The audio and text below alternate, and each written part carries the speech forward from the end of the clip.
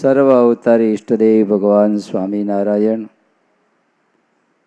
સર્વે પવિત્ર પરમહંસો, સર્વે ભાવિક ભક્તજનો, અનેક પ્રકારની જીવના હૃદયમાં વાસનાઓ હોય છે. કોઈને ખાવાની વાસના હોય, જોવાની વાસના હોય, ભેળું કરવાની વાસના હોય, દુનિયામાં મોટું થવાની વાસના હોય. તો જેમ વાસના અનેક પ્રકારની છે, એ પ્રકારે ભક્તિના પણ અનેક ભેદ છે. કોઈને સેવારૂપી ભક્તિ છે, કોઈને કીર્તનની ભક્તિ છે, કોઈને ભગવાનના ભક્તોની સેવાની ભક્તિ છે. ભગવત સેવાદિષુ અનુરાગ ભક્તિ. ગઈકાલે આપણે જોયું હતું પૂજાદિષુ અનુરાગ ભક્તિ. આજનો ટોપિક છે ભગવત સેવાદિષુ અનુરાગ ભક્તિ. ભગવાનની સેવામાં જેને અનુરાગ છે. તમને તમારી સેવાનો અનુરાગ છે? એ તો બાથરૂમમાં હોય ને હાથમાં હાબુ આવી ગયો તે ખબર પડે, મોટો અરીસો હોય, પછી દાઢી કરતા હોય, માથે વાળ ઓળતા હોય, આ ઘણા પ્રકારના આપણા વિશે અનુરાગ છે. પણ આપણા વચનામૃતની અંદર મહારાજે એ જ ત્રાજવામાં ટોપિક મૂક્યો કે જેવી દેહમાં જીવને પ્રીતિ છે, એવી પ્રીતિ જો ભગવાનમાં થાય તો એનો કલ્યાણનો મુદ્દો હાથમાં આવી ગયો. શરીર વિશે જેવી આત્મબુદ્ધિ છે, શરીરની જેવી શુશ્રૂષા છે, શરીરનો જેવો પક્ષ છે, એવું ભગવત સ્વરૂપમાં જ્યારે અનુરાગ થાય એટલે પ્રેમ લક્ષણા ભક્તિ છે. ભગવાન રામ પિતાના વચનને કરીને જ્યારે વનમાં જવા માટે નીકળે છે, ત્યારે લખન ભેગા તૈયાર થયા કે મારે પણ આવવું છે. આમાં એવું ઘણી વાર થાય કે મારે કલ્યાણ મહોત્સવમાં જ આવવું છે, તો ભાઈ બીજા તૈયાર થાય હાલો મારે આવવું છે, હાલો એક કરતા બે ભલા. ભગવાન રામ પિતાના વચને જ્યારે વનમાં જવા નીકળ્યા ત્યારે લખન કે ભાઈ મારે આવવું છે. ભગવાન રામ કે લખન તને ક્યાં ભગવાન પિતાનું વચન છે, મને એકને છે, તો કે મારે તમારી સેવામાં આવવું છે. પણ સુમિત્રાને પૂછવું પડે. સુમિત્રા તો કે મને આજ્ઞા કરી, પ્રભુ મને સાથે રાખો, હું તમારી સેવા કરીશ. અને 14 વર્ષ સુધી આપણે ખાલી 3.5 કલાક દિવસનો ખાલી કલ્યાણ મહોત્સવ નથી આ, પણ 14 વર્ષ સુધી લખને જે ભગવાન રામની સેવા કરી, દિવસે બધી વ્યવસ્થાઓ કરવાની, ફળ ફૂલ લાવવાની વગેરે, રાત્રિ આખી પેરો ભરવાનો, ત્યાં સુધી લખાયું છે 14 વર્ષ સુધી લખને નિદ્રા લીધી નથી. 14 વર્ષ સુધી નિદ્રા ન લીધી રામની સેવા માટે. આપણે કેટલા દિવસ ઠાકોરજી માટે જાગરણ કરી શકીએ? એકાદશી, વધી એકાદશી 1 કલાક કીધું તો એમાં ગુલ્લી મારે બોલો. પણ 14 વર્ષ સુધી નિદ્રા છોડીને ખડે પગે સીતારામની સેવામાં લખન હતા. મહારાજ ગઢપુરમાં વિરાજમાન, અને એમાં માઘ સ્નાનનો મહિનો હશે, એમાં સંતો માઘ સ્નાન કરવા ગયેલા ને માઘ સ્નાન કરી મહારાજને અક્ષય ઓરડીએ દંડવત કરવા માટે આવ્યા, ને એમાં સુખ સ્વામીને ઠંડી વધારે ચડી ગઈ. એમાં કાઠિયાવાડની ઠંડી વખણાઈ, ગુલાબી કેક કેવી કહેવાય ને, પણ એવી ઠંડી ચડી સ્વામીને, ત્યાં મૂર્છા જેવું થઈ ગયું પ્રેમ સખીની આ દશા જોઈને. અને મહારાજને પ્રેમ સખી ઉપર નિરાળો નિખાલસ પ્રેમ હતો. લોકમાં ઘણી વાર ધર્મ ભાઈ બનાવતા, તમે સાંભળ્યું છે એવું? ફલાણા અમારા કંઈ ભાઈનો નાતો ન હોય, પણ નેચરલ પ્રેમ ધર્મ ભાઈ બનાવે. ભગવાન સ્વામિનારાયણના માટે કેવળ નિખાલસ પ્રેમના 2 પાત્રો હતા. શ્રી કૃષ્ણ ભગવાનને 2 પાત્રો હતા. શ્રી કૃષ્ણ ભગવાનના પ્રેમના પાત્રો એક વિદુરજી અને દ્રૌપદી. આ 2 નિખાલસ પ્રેમના પાત્રો હતા, વિદુરજી અને બીજા દ્રૌપદી. ભગવાન સ્વામિનારાયણને 2 પ્રેમના પાત્રો હતા, એક દાદા ખાચર અને એક પ્રેમ સખી. દાદા ખાચર બહુ નિરાળો પ્રેમ હતો મહારાજને, નિખાલસ પ્રેમની નાતો મહારાજ સાથે, ભાઈબંધ જેવું કહેવાય. રાધા આવે મારા વિરાજમાં, એમાં સચ્ચિદાનંદ સ્વામીના શિષ્ય સિદ્ધાનંદ સ્વામી 4 કેરી લેવા, કાચી કેરી લેવા. એમ મહારાજ કે આ કાચી કેરી અને ખમણતા હો. ખમણીમાં તમે જેમ સંસારમાં શું થાય છે, ખમણાવશો ને, તો આને ખમણતા આવો અને એ ચૂંદો ખમણી લાવ્યા. મહારાજ કે આમાં સહેજ મીઠું નાખી નીચોવી નાખો. નીચોવી અને આમાં સહેજ ખાંડ નાખો અને ચૂંદો ત્યાં કર્યો. મહારાજે 2 કોળિયા લીધા. મહારાજ કે ભક્તો આ ચૂંદો તો દાદા ખાતર ખાઈ આવો છે, એને ખટાશમાં રુચિ બહુ છે, તમારે શેમાં રુચિ છે? મહારાજ કે કોઈને ખારું ભાવે, કોઈને ખાટું ભાવે, દરેકની રુચિ અલગ અલગ હોય છે. દાદા ખાચરને આ ખટાશમાં રુચિ બહુ છે, એને બોલાવો. ઘોડા લઈને દાદા ખાચર તેડવાઈ ગયા અને લેવા મહારાજ પાસે બેહાર્યા. અને મહારાજ કે લો દાદા તમને ફાવે એવી આ કેરી છે, નિખાલસપણે. અને ચૂંદો આપતા જાય અને દાદા ખાતર ખાતા જાય. 4 કેરીનો ચૂંદો મહારાજ જમાડ્યા. બોલો, આ નિખાલસ પ્રેમ બહુ હતો. અને મહારાજ લખ્યું છે જ્યાં આપણને હેત હોય, વાલા હોય, ત્યાં વાલી વસ્તુ આપીને રાજી થાય. આપણને તો મહારાજ ઉપર હેત છે, તો મહારાજને ભક્તો ઉપર હેત હશે કે નહીં? આધોઈ ગામમાં મારા વિરાજમાન હતા, હાથમાં માળા હતી. અને ત્યારે એક ભગતે પૂછ્યું, મહારાજ અમે તો તમારી માળા ફેરવીએ, અમે તમારા ભગત છીએ એટલે, પણ મહારાજ તમે હાથમાં માળા ને કોની માળા ફેરવો છો? મહારાજ કે તમારી. મહારાજ અમારી? તો કે હા, એ અમે એક ગામમાં જ્યાં જ્યાં ભક્તો છે એને માળાના મણકા સાથે અમે યાદ કરીએ છીએ. બોલો ભગત કે મહારાજ ક્યારેક ક્યાંક તમે એકારે 4 મણકા પસાર કરો એનું શું? મહારાજ કે ઝાઝા ભક્તો પૂરું ન થાય એમ સમય ન હોય તો લુમખા જવા દી. પછી એકારે 4 5 હરિભક્તો ભેગા. રામાનંદે જેમ સ્વામી વિયોગે, રામાનંદે તેમ સ્વામી વિયોગે. આપણે વધારે મહારાજને યાદ કરતા હશું કે મહારાજ આપણને વધારે યાદ કરતા હશું? તમને કેવું લાગે છે? તમે મહારાજની વધારે કાળજી લે છે કે મહારાજ વધારે આપણી કાળજી લે છે? તમને કેવું લાગે? તમે કહો. વાલા ભક્તો, એ 1 સેકન્ડનો 8મો ભાગ એટલી ઘડી પણ આપણા મગજને જો લોહી ન મળ્યું તો હુમલો આવે ને પક્ષઘાત થઈ જાય. 1 સેકન્ડનો 8મો ભાગ એટલો જો મગજને લોહી ન મળ્યું તો આપણને પક્ષઘાતનો હુમલો આવી જાય. આપણે કેર લેતા છે કે નહીં? ખલક તણો છે ખટકો પ્રભુને, સાચું માને મન જોને. હું તો 4 બેરલની કથા કરતો. હમણાં રમેશભાઈ ગોરે કીધું, સ્વામી 1 દિવસમાં આપણું હૃદય 36 બેરલ લોહીને ફેરવે છે. 36 કિલો નહીં, બેરલ. 1 બેરલમાં 200 લીટર હોય, એવા 36 બેરલ. આમ તો 5 લીટર હોય પણ એને એટલું ઘુમોડે છે. આમ કોણ? હૃદય. આ હૃદયને કોણ ધમકાવે છે? કોણ ચલાવે છે? મારો મહારાજ ચલાવે 24 કલાક. આપણે તો હું મહારાજને કેર લેવાના છો. તમે હમણાં 12 વાગે કથા પૂરી થાય, ભંડારે જાઓ, ઠાકોર જમાડી લેશે હડાપ હડાપ. પછી 6 કલાક સુધી કોણ કામ કરશે?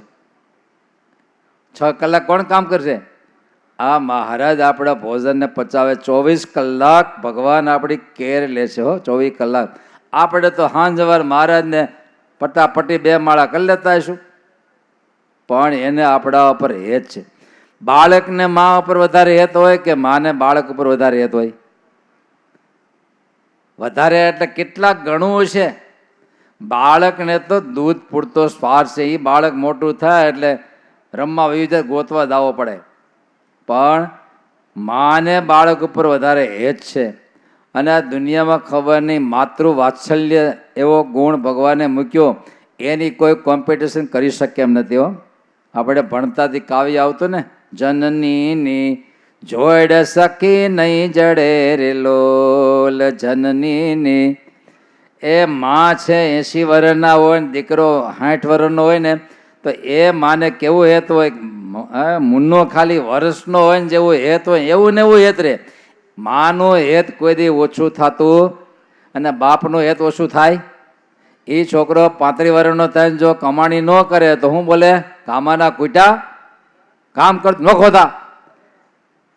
પણ એક માનું હૃદય એવું છે કોઈ દી ઓછું ન થાય. હવે આ માના હૃદયમાં આટલો પ્રેમ મૂકનાર ઠાકોરજીના હૃદયમાં કેટલો પ્રેમ હશે? આ તમે કોષ્ટક મૂકો. હવે મહારાજ વચનામૃતમાં બોલ્યા છે મધ્યના 10માં. મહારાજ કે આ જગતમાં જ્યાં જ્યાં મૂલ્યો દેખાય એ નકલ છે, મૂળ કોપી તો ભગવાન માથે છે. તો આને આધારે એની કલ્પના કરવી કે નહીં, ઠાકોરજીના ગુણ હૃદયની કલ્પના કરી. અહીંયા આટલું છે તો મારા ઠાકોરજીમાં કેટલું હશે. ભલા ભક્તો, ત્યારે સુખસ્વામીને ઠંડી ચડી એટલે મહારાજ આમ તેમ જોયું, ઊંચે જોયું, ઊંચે જોઈને બોલ્યા, મહારાજ કે આ વળી ગામડા હોય નળિયા નીચે શું ખપાટ્યું એ નીચે વળી કે ને, આ વળી જો નીકળે ને તો આપણે સુખ સ્વામીને અગ્નિ કરીને તપાવીએ. આ શબ્દ દાદા ખાતર સાંભળી ગયા અને બાજુમાં ગાડું પડેલું, બીજું લાકડા દેખાણા નહીં, ગાડાનું ધોરું કાઢીને ફાડી અને ટુકડા કરી અને એક હાંડલું તોડી અને એમાં અગ્નિ કરીને દોડતા લઈ આવ્યા. બોલો. અને સુખ સ્વામીને તપાવ્યા. મહારાજ કે દાદા આ લાકડા ક્યાંથી લઈ આવ્યો? બીજા કે મારા ધોંસરું ફાડી નાખ્યું. મહારાજ દાદા આવું કરાય? અરે મહારાજ તમારી મરજીને સાધુ માટે શું શું ન થાય એમ. હું તમને એટલું પૂછું, એકને એક દીકરો હોય અને બીમાર પડ્યો હોય અને દવા દારૂ માટે પૈસા વાપરવાના હોય, એ બાપ કેટલો પૈસો વાપરે? અરે ઘરને વેચીને વાપરવા તૈયાર થાય. એક બાપ જો દીકરા માટે આટલું કરી છૂટતો હોય તો પરમપિતા પોતાના ભક્ત માટે શું શું ન કરે, બધું જ કરવા તૈયાર છે. પણ સાચો ભગત થાય તો.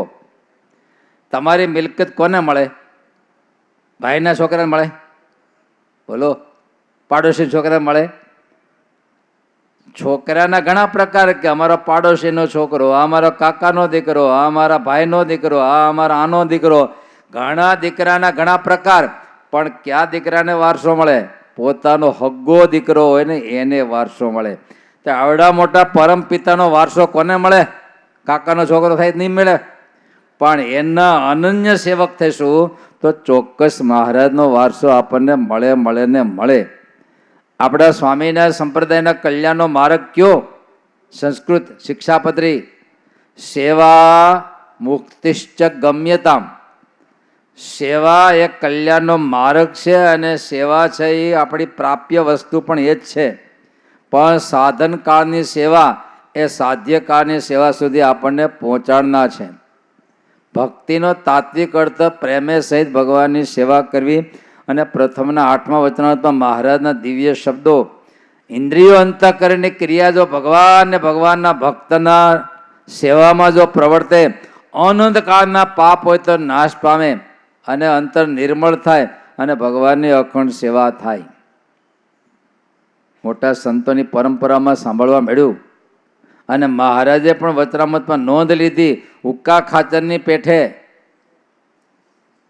આવો એક નવું નામ લખવું હોય ત્યારે કોનું નામ લખશું આપણે?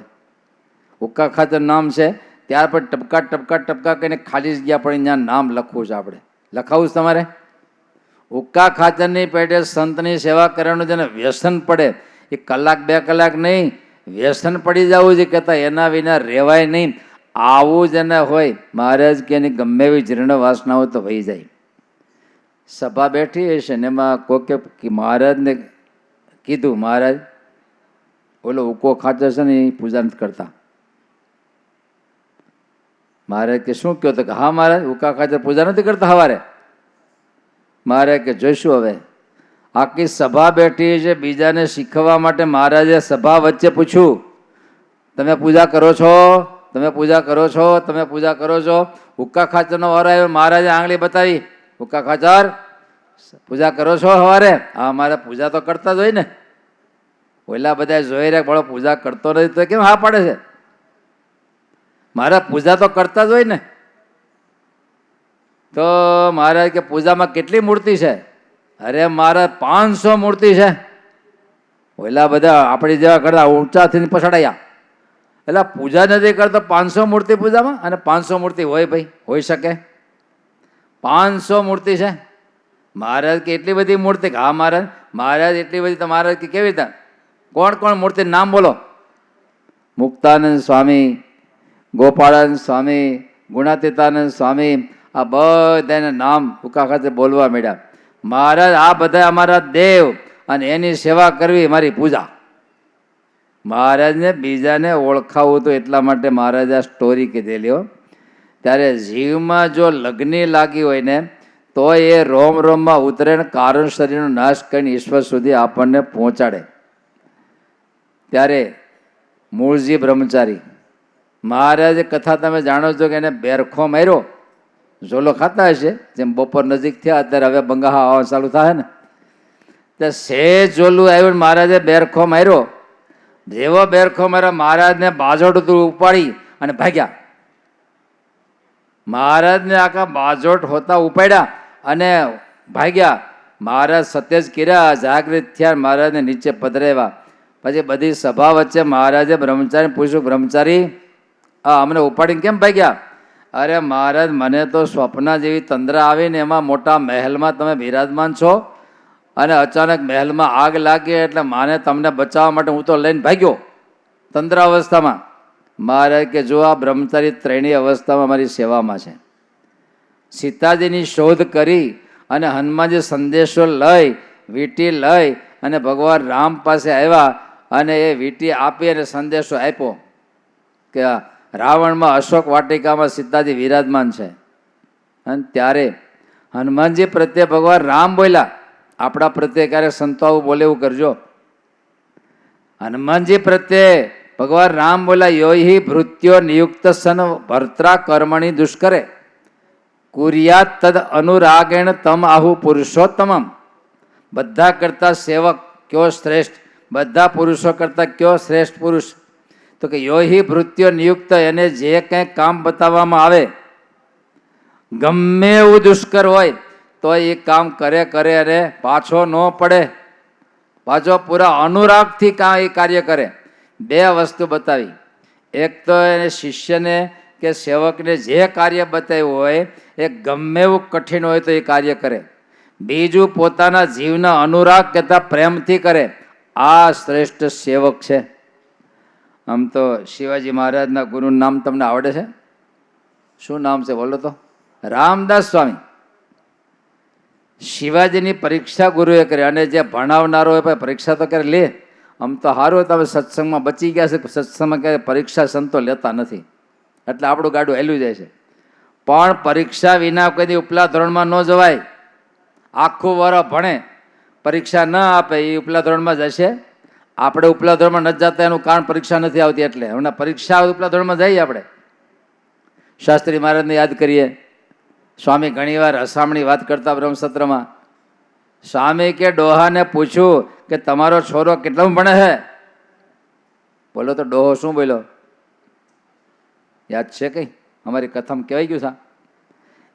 એવું બોલ્યા ડોહો કે બાપજી, છોકરો કેટલામાં ભણે એ ખબર નથી, કેટલા વર્ષથી ભણે એ ખબર છે. કેટલા હું ભણે એ આપણે એવું છે કે આપણે સત્સંગમાં કેટલા ધોરણમાં આગળ ગયા હતા એ ખબર નથી. કેટલા વર્ષથી 25 વર્ષથી 50 વર્ષથી સત્સંગમાં શું એ ખબર છે. ઘણા કે અમે 7મી પેઢીથી સત્સંગી છીએ. બોલો, શાસ્ત્રીમાં કહેતા ને એક જણો મારે સામે બેઠો ને એવો વખાણે ચડ્યો, મારી 5મી પેઢી આવા ભગત થઈ ગયા, 7 પેઢીનો સત્સંગ. એમાં પગે જૂના વખતમાં બીડીયું પીતા અને ખીચામાં છે બીડીની જોડી, પણ દોરો છૂટી ગયો છે.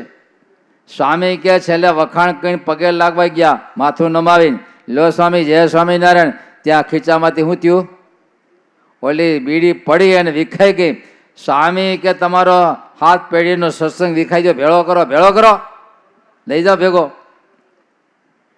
કેટલા વર્ષથી સત્સંગમાં છે એના કરતાં આપણી સ્થિતિ કેટલી ઊંચી આવી એ મહત્વની વસ્તુ છે.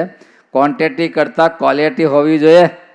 ક્વોન્ટિટી અને ક્વોલિટી બે હોય તો થેન્ક યુ.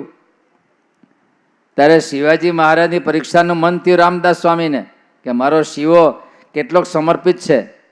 તે રામદાસ સ્વામી વિચરતા રાજમાં આવ્યા અને ત્યાં બીમાર પડી ગયા. મહારાજ એમ ઝાળિયામાં બીમાર પડ્યા હતા એમ માંદગી ગ્રહણ કરી. જમવું નહીં, પીવું નહીં, કંઈ દવા ન લે. બહુ કીધું શિવાજી 5મે દિવસે, બાપજી તમારી કાંઈ દવા છે કે નહીં? તો કે દવા તો છે પણ મળે નહીં ને આપણને. દવા તો છે પણ મળે એવી દેખાતું નથી. બાપજી કયો શું દવામાં? તો કે સિંહણનું દૂધ આવે ને તો મારી ફાંકી એમાં નાખીને ખાવ તો મારો રોગ જાય. સમજાય તો ને? બકરાની નહીં, ગાયનું નહીં, સિંહણનું દૂધ લાવવાનું. સિંહણને મારીને લાવી શકીએ પણ એને ધોઈને દૂધ લાવવું એટલે પણ ગુરુ તન કરી નાખે રે ગુરુ વચને ચૂરે ચૂરા. અને શિવાજી મહારાજ કે ભલે બાપજી લઈ આવું. શિવાજી તો શિવાજી હતા ને, શિવાજી હતા ને ગયા ત્રીજે દિવસે થોડાક લોહી જાણ થઈ અને દૂધ લઈને તો આવ્યા, સિંહણને દોઈને આવ્યા ગુરુના વચને. ત્યારે લખ્યું છે એ શિષ્ય કયો સેવક કયો શ્રેષ્ઠ. 3 પ્રકારનો ગ્રેડ હોય છે, ઇંગિતજ્ઞ, આજ્ઞાકિત અને આજ્ઞા ભંગ કરનાર. ઇંગિતજ્ઞ એટલે પોતાના માલિકની મરજી સમજીને કામ કરનારા ઇંગિતજ્ઞ કહેવાય. અને કે અને એમ કરે એ મધ્યમ કહેવાય. અને કે અને તોય ન કરે આમ તો એને મોળ સમાન લખ્યો. બોલો ત્યાં સુધી લખેલું છે. માટે ભગવત સેવા આમ તો ગણોદના અભયસિંહ થઈ ગયા. એના કુંવર ભગવતસિંહજી હતા, પણ હજી 12 વર્ષના હતા ત્યાં એવો ભયંકર રોગ લાગુ પડ્યો કે બેઠા પથારીમાંથી બેઠાય ન થઈ શકે. અને એ સમાચાર કૃષ્ણ સેવાદાસ સ્વામીને સમાચાર મળ્યા અને સ્વામી ગણોદ આવ્યા, મંદિરમાં ઉતારો કર્યો અને સમાચાર મોકલ્યા સ્વામી આવ્યા છે. એટલે અભયસિંહજી આવ્યા, કીધું કે તમારા દીકરા બહુ બીમાર પડી ગયા. સ્વામી લાંબા સમયથી માંદગી અને હવે તો રે એવું દેખાતું નથી. સ્વામી કે એને લઈ આવો. પણ સ્વામી કેવી રીતે લઈ આવી? હાલી ડગલું મૂકી શકતા નથી. તો સ્વામી કે કાંઈ નહીં, જોડીમાં નાખીને લઈ આવો. આ તો હવે મોટા સંતો છે અને એને જોડીમાં નાખીને મંદિરમાં લઈ. મારે કે આ મંદિરની વચ્ચે હુરાવો એને સુવડાવ્યા. એક નાનકડી હાવણી લઈ ભગવતસિંહજીએ કીધું બાળકને કે લ્યો આને પકડો. પણ સ્વામી નહીં પકડી શકે એટલી નબળાઈ છે.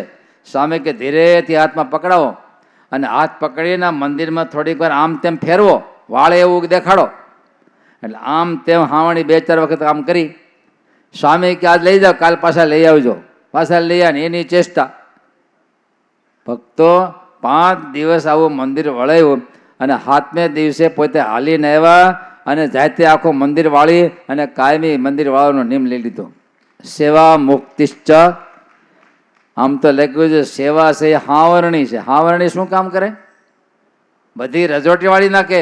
એમ સેવા છે એ આપણા અનંત જન્મના પાપ દોષો અને વાસનાઓ દૂર કરે. એટલા માટે આપણા સત્સંગની માં મુક્તાનંદ સ્વામી એ વખતે આપણને ભવિષ્યની પેઢી માટે શબ્દો આપ્યા.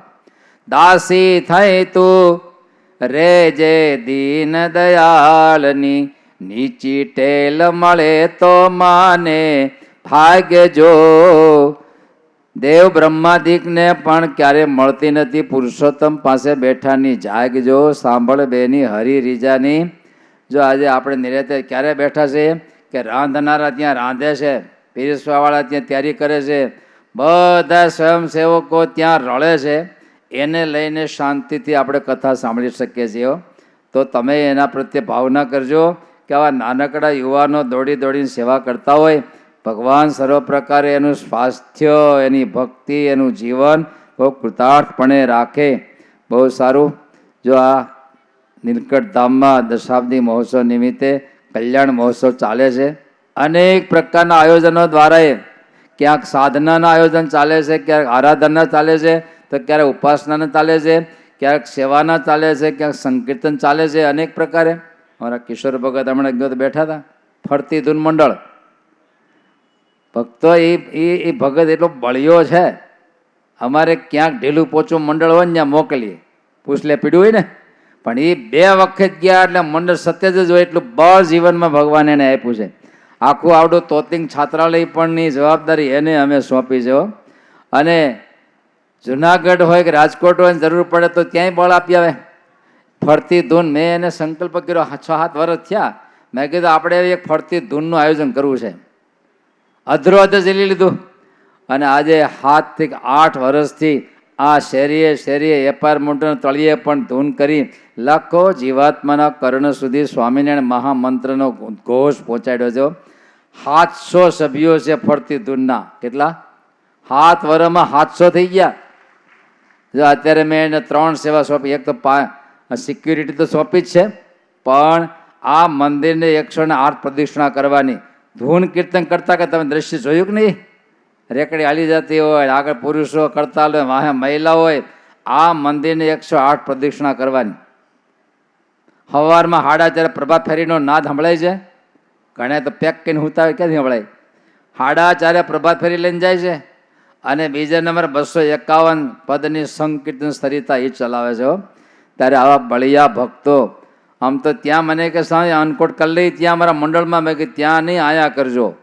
અને કાલે આપણે આ દશાબ્દી મહોત્સવની ઉજવણી ધામધૂમથી કરી અને એનો ઠાકર થાયનો પ્રસાદ આ અમારા ફરતી ધૂનના મંડળ તરફથી 1.5 લાખ રૂપિયા ભેળો કર્યો મંડળના સભ્યોમાંથી. અને એના તરફથી આ હતું.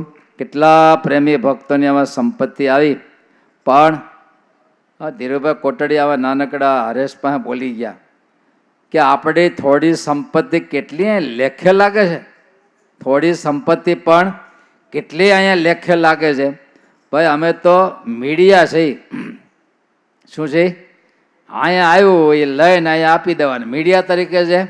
અમારે તો કે વારસદાર કોઈ છે નહીં. તમારે તો હાથ પેઢી સુધીનું ભેગું કરવું છે.